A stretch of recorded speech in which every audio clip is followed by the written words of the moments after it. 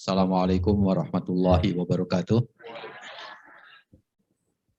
Alhamdulilladzi khalaqal mauta wal hayata liyabluwakum ayyukum ahsanu amala. Asyhadu an la ilaha illallah wa asyhadu anna Muhammadan abduhu rasuluh. Allahumma sholli wa sallim wa barik alaihi wa ala alihi washabihi ajmain. Bapak Ibu Dr. Supadi, Bapak Ibu Kepala Madrasah, para pengawas dan para tamu undangan.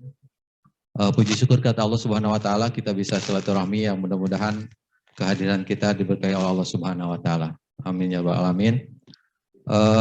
Sebagai awal yang sebenarnya ini akan kita sampaikan di akhir. Jadi saya mewakili teman-teman dari Pokjawas Jakarta Selatan untuk memaparkan overview program pendampingan implementasi kurikulum Merdeka di RA dan Madrasah Jakarta Selatan. Mungkin nanti paparannya. Lanjut Pak. Ya, jadi ini kita coba paparkan, mudah-mudahan ini menjadi sebuah inspirasi bagi kita semua. Pada dasarnya kita memang para pengawas itu Jakarta Selatan, kita biasa mengadakan pertemuan rutin. Itu setiap hari Senin. Makanya istilahnya Seninan. Kalau biasanya mingguan jadi buatlah Seninan gitu. Kemudian alhamdulillah kami itu Pokjawas atau pengawas Jakarta Selatan punya kantor di belakang. Jadi kita bisa banyak ngumpul. Kemudian kita memang sering punya semangat berbagi dari Senin itu. Maka dari pertemuan-pertemuan yang rutin itulah muncul sebuah gagasan dengan semangat kita punya ada Seninan. Kemudian juga kita punya semangat untuk menjadi pembelajar. Dan paling utama adalah pengawas itu harus berdaya dan memberdayakan. Kalau kita tidak bisa berdaya, ya agak susah. Maka kita harus perlu berdaya dan memberdayakan. Ini. Itu kondisi kita sekarang. Maka dalam kumpulan-kumpulan itu, kemudian dari kumpulan itu kita banyak diskusi tentang kebijakan kurikulum mereka yang sekarang lagi berjalan. Yang di sana ada penetapan bahwa yang melaksanakan kurikulum Merdeka itu baru di kita itu MI-nya cuma 1, MTS 5 ya, 5 atau 4? 5 ya, 5, MA-nya 6. Berarti masih banyak yang tidak melaksanakan kurikulum Merdeka. Kemudian ada anjuran bahwa madrasah kurikulum yang melaksanakan kurikulum 2013 diharapkan belajar secara mandiri. Jadi inilah peluang bahwa dengan adanya madrasah yang masih melaksanakan kurikulum 13 diminta untuk belajar mandiri, ini ada 3 kata kunci bahwa ada kurikulum Merdeka, ada belajar mandiri, dan kemudian mayoritas madrasah RA itu, terutama RA, belum melaksanakan kurikulum Merdeka.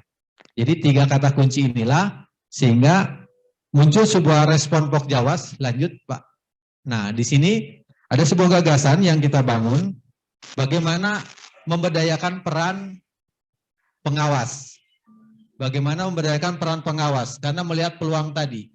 Kurikulum sudah menjadi keputusan harus dilakukan, kemudian disuruh belajar mandiri, dan mayoritas madrasah belum melaksanakan kurikulum Merdeka. Jadi disinilah ada pingin pemberdayaan pengawas, kemudian bagaimana agar peran pengawas itu lebih maksimal, perlu ada sebuah penyamaan langkah dalam pembinaan.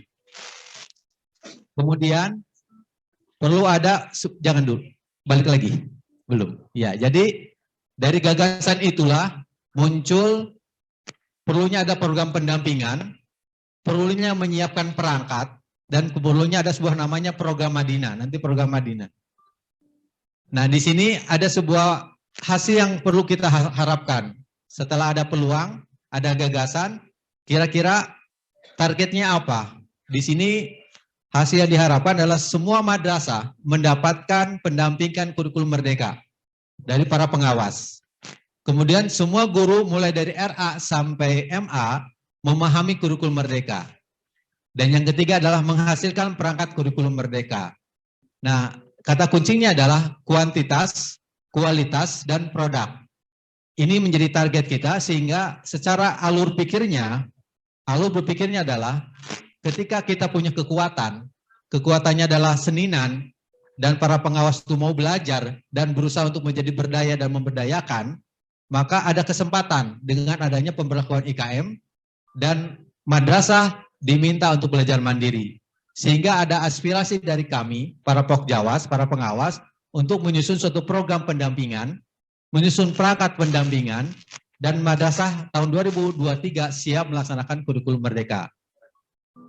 Paling atau tandanya adalah madrasah dan guru mendapatkan pendampingan dan perangkat siap.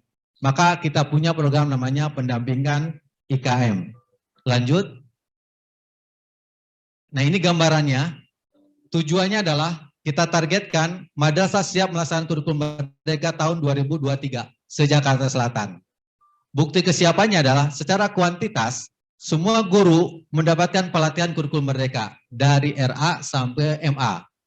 Secara kualitas, semua guru menguasai kurikulum merdeka. Secara produk, semua madrasah memiliki perangkat kurikulum merdeka.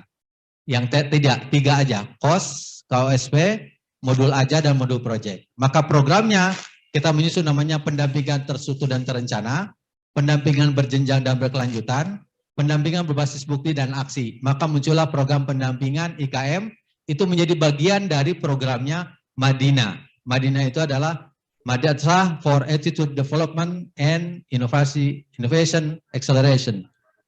Tagline-nya adalah, tagline kami, Pokjawas adalah fokus lokal dampak nasional. Jadi fokus kita adalah Jakarta Selatan dulu, mudah-mudahan berdampak ke nasional. Lanjut, tahapan yang kita lakukan ini sampai dari ada roadmap-nya dari 2022 sampai 2003. Itu ada 3 tahapan. Tahapan pertama adalah sosialisasi. Itu dilakukan oleh umum, bisa dari mana saja, banyak madrasah-madrasah melakukan sosialisasi. Itu mengenal garis besar kurikulum merdeka. Nah, yang tahap yang sekarang akan kita bangun adalah tahap BIMTEK. Memahami kurikulum merdeka. Timnya adalah tim fasilitator inti. Jadi kita namakan para pengawas itu ada tim fasilitator inti. Pesertanya adalah per madrasah 2 orang atau 3 orang. Per madrasah. Total itu kita RA itu ada 5 kelas, MI itu ada 9, MTS ada 7 kelas, MA ada 1 kelas. Metode yang kita lakukan adalah melakukan flip classroom, pembelajaran terbalik. Nanti kita jelaskan. Nah, setelah itu, setelah BIMTEK, Bapak Ibu, yang ikut jadi peserta BIMTEK itu akan menjadi fasilitator madrasah atau FM. Kalau kita FI atau F1 aja ya. F1. Jadi para pengawas itu adalah F1. Kalau para peserta BIMTEK yaitu kepala sekolah atau wakil dan guru itu menjadi FM.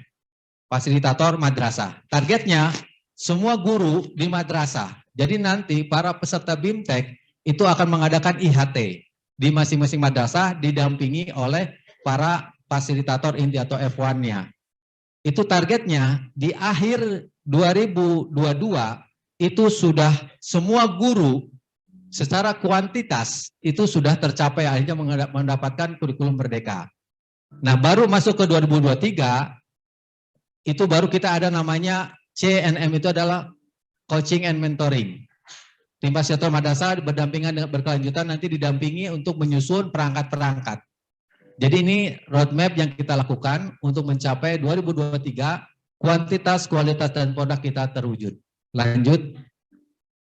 Ini bentuk persiapan kami Bapak Ibu. Para Pokjawas, para pengawas, itu kita sudah menyiapkan 4 tahapan yang kita lakukan. Yang pertama adalah pembekalan materi. Kegiatannya adalah kajian regulasi dan panduan kurikulum merdeka. Belajar dari berbagai sumber dan diskusi kelompok, yaitu dari kegiatan seninan itu. Hasil dari seninan itu, kita harus membuat sebuah perangkat ajar. Perangkat ajar itu adalah bahan pembelajaran, ada bukunya, kemudian ada paparan, ada video, ada lembar kerja, ada panduan, dan soal latihan. Kita udah siap perangkat ajar. Setelah itu, kita pun menyiapkan aplikasi e-learning-nya, LMS-nya. Jadi nanti BIMTEK ini, sampai IHT dan pendampingan kita menggunakan LMS, punya pendampingan secara online. Jadi betul-betul dikontrol secara kualitas, kuantitas, dan produk. Kita siapkan. Makanya di LMS itu, maaf, di LMS itu kita, LMS BIMTEK, ada digitalisasi bahan pembelajaran, kemudian ada pendaftaran secara online, kemudian ada panduan LMS-nya. Setelah ini siap, kami para pengawas mengadakan penyamaan persepsi dengan kegiatan penguatan kapasitas-fasilitas inti dan pembentukan tim teaching. Gitu. Lanjut. Nah, ini BIMTEK yang akan kita lakukan mulai hari, BIMTEK itu mulainya hari Senin. Ini saya tampilkan gambar Bapak Ibu bagaimana para pengawas berjuang untuk menyusun modul dan menyiapkan e-learning untuk supaya kita siap sampai ya kita berjibaku intinya, belajar bersama, membuat sebuah panduan. Lanjut. Nah, tujuan dari BIMTEK ini adalah 3, menyusun kurikulum operasional satuan pendidikan berdasarkan kerangka dasar dan struktur kurikulum merdeka. Kedua adalah merencanakan, melaksanakan, dan mengevaluasi modul ajar dan modul proyek. Kemudian menjadi fasilitator dalam kegiatan in-house training di madrasah tempat bertugas. Jadi para peserta yang terdaftar secara online, kemarin kan kami dari Pokjawas menyebarkan, dari para pengawas menyebarkan untuk pendaftaran. Pendaftaran peserta BIMTEK ini. Karena mereka inilah yang akan menjadi fasilitator madrasah atau FM. Yang nanti ini sasarannya. Kenapa? Pertama ada sasarannya kepala madrasah. Harapan para BIMTEK ini para kepala madrasah ikut. Kenapa? Karena kepala madrasah adalah pengelola implementasi kurikulum. Kemudian yang kedua, perannya adalah rekan fasilitator inti. Bersama pengawas untuk menjaga kualitas BIMTEK. Kemudian ketiga, menyiapkan diri menjadi tim fasilitator madrasah. Dan keempat, menyusun program in-house training. Jadi setelah BIMTEK, para kepala dengan timnya itu menyusun menyusun kegiatan IHT-nya. Gitu. Kemudian untuk para wakil, itu menguasai kurikulum merdeka, khususnya KOSP, kemudian menyiapkan diri fasilitator dan IHT. Bagi guru, untuk modul ajar dan fasilitator madrasah dan IHT. Memang responnya lumayan banyak, RA luar biasa. Bukan, kita mintanya hanya 2 atau 3. Ternyata ada yang RA semuanya dikirim gurunya. Jadi di BIMTEK itu, semua guru ikut. Sampai ini kita menampung satu kelas itu lumayan banyak sekali. Karena pengen langsung ikut BIMTEK saja katanya gitu. Padahal kita inginnya ada bertahap gitu. Ya karena responnya sangat luar biasa, akhirnya kita tampung kelas-kelas yang RA yang agak banyak. Nah ini programnya. Lanjut. Nah ini struktur untuk yang BIMTEK. BIMTEK itu kita akan menggunakan metode flip classroom atau pembelajaran terbalik. Jadi nanti habis ini para peserta itu akan login ke aplikasi yang kita siapkan. Masuk kelas, itu akan belajar, di situ sudah disiapkan materinya. Ada videonya, kemudian itu sekitar 11 jam. BC itu lebih for classroom. Kemudian nanti ada tatap muka 2 hari. Nah 2 hari ini ditentukan berdasarkan kesepakatan F1 dengan FM-nya. Kapan waktunya itu dengan KKM-nya. Ada yang besok Senin, ada yang pertengahan, itu nanti kesepakatan, itu 2 hari dengan 18 jam. Setelah itu, 2 hari itu akan ada lagi kegiatannya after classroom, ada tindak lanjut. Ini BIMTEK. Lanjut. Nah, perangkat yang kita siapkan BIMTEK itu adalah bahan pembelajaran, ada e-learningnya, ada fasilitator inti atau F1-nya. Lanjut. Nah ini yang kita siapkan perangkatnya. Kita sudah menyiapkan buku 1. Buku bimbingan teknis implementasi kurikulum merdeka ini disusun oleh para pengawas. Kami bersama-sama berjibaku sampai tadarus pun bukan tadarus Quran, tapi tadarus modul. Jadi nulis aja gitu. Sampai itu geloyonan fotonya aja udah sibuk semua nih. Jadi semua para pengawas itu ikut nyusun. Terlibat alhamdulillah. Karakternya adalah mengacu pada regulasi. Jadi buku ini mengacu pada regulasi yang ada. Bisa jadi nanti akan berkembang.